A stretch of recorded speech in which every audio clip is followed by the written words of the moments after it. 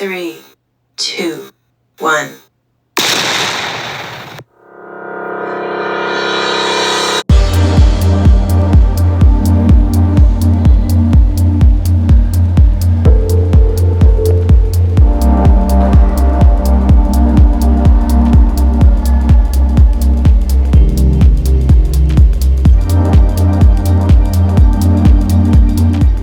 Hey, my bold and the beautiful fans, welcome back to the channel. And well, it's Friday on the Bold and the Beautiful, and things have gone from daytime drama to straight up primetime thriller. We got betrayal breakdowns and a whole brain bleed. So, you know what? Pour yourself something bubbly or bitter. We're not judging, because I'm about to give you a few highlights and then we'll go ahead and get into this chaos. First, we got Hope, homeless, hopeless, and hurting. We also have Brooke, the CEO of Backpedaling. Steffy is done being cute. And then, y'all, Liam is bleeding out in Bel Air, which of course leads to emergency room tears and trauma. So without any further ado, let's go ahead and unpack this Friday cliffhanger for April 4th. So let's start with Hope. Our girl is down bad. Now she's over at Irgidino's sipping sadness and trying not to spiral, while her daddy, Deacon, is over here trying to be her emotional support.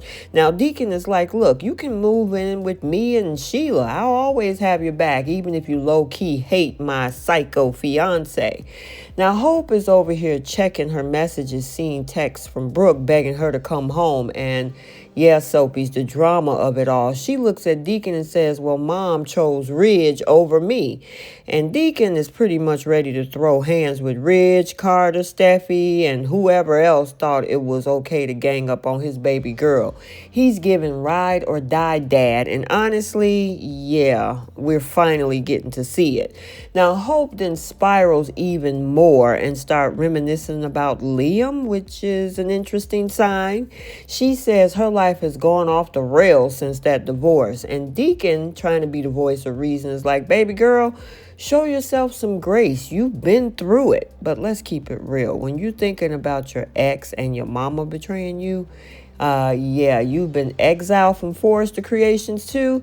Talking about the soap trifecta of trauma right here. And then cut to Brooke working from home, scrolling through old photos of Hope like something happened to her. Now, ma'am, she's just down the street over at Irgidino.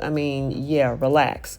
She's flashing back to that fight, feeling the weight of those words, Hope accusing her of choosing Ridge over her. And honestly, I don't know if Hope was wrong, but let's not act like Brooke didn't hop, skip, and jump right back into Ridge's arms the second the office was warm again, or at least she tried. So now later, Brooke struts into Ridge's office over at Forrester and lay it on thick. I love working here. I still love you too. Girl, plot twist. She didn't come for the job. She came for the whole man. Then she hits him with the real ask, can Hope come back to work? Now, Ridge looked like somebody that just asked him to donate a kidney to a stranger. Brooke begins begging, pleading, darn near shed a tear because she feels betrayed, Ridge, like the whole family turned on her. And Ridge, standing firm in his soft villain arc, is like, well, she did act a fool. Carter got redemption. Maybe she can too if she swallows some pride. And then, oh yes, Soapy's Brooklyn in, eyes sparkling, breath shallow, and whispers, do you miss me? Ridge doesn't answer, but let me tell you, that silence said a lot. Now, before that conversation, Steffy was over there ranting to Ridge about how terribly Bill treats Liam. And yes, I know she's Mrs. Forrester CEO now, but Soapy's, she's about to clock out of that office into full-on warrior ex-wife mode. She says Liam is hurting, Bill is toxic, and she's about to go give him a piece of her mind. And when Steffy says she's pulling up, she pulls up. We're now back over at the Cliff House where we have Finn and Kelly. Look like they just came from the beach. They decided to change clothes as Kelly is waiting to see her dad. She talks about spending time with her mom and her dad and how they're going out to dinner. And then she speaks of the daddy-daughter dance that she's excited about. And of course, Finn says, you know what? You got a good dad. Nothing is going to keep him away from that dance. So now while all that is going on, Liam is unconscious. is face down on Bill's floor. Yeah, you heard me, face down in his father's Bel Air mansion with blood on the back of his head. The man is literally given soap opera tragedy. He wakes up, stumble around like he's looking like a confused toddler and says, "Wow, sir, that's not the word we would use for blunt force trauma." But then he collapses outside the door onto the stairs. Cue now Steffy, who finds him and screams like she just saw Sheila outside with a knife. She calls 911 yelling, "My ex-husband is bleeding," and we are all screaming with her. Liam is then rushed into the emergency room at the hospital. Dr. Grace Buckingham walks in with the gravitas of someone about to deliver real bad news.